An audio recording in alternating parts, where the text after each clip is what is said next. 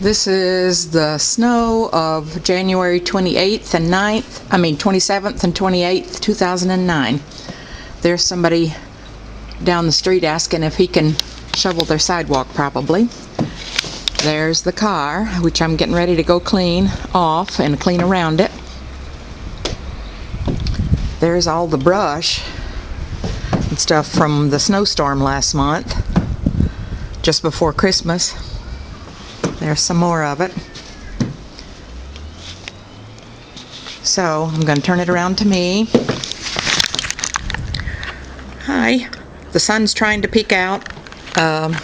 Jerry's got a hurt arm after surgery, so I have to do the shoveling. So I'm going to get out there and get her done. Bye.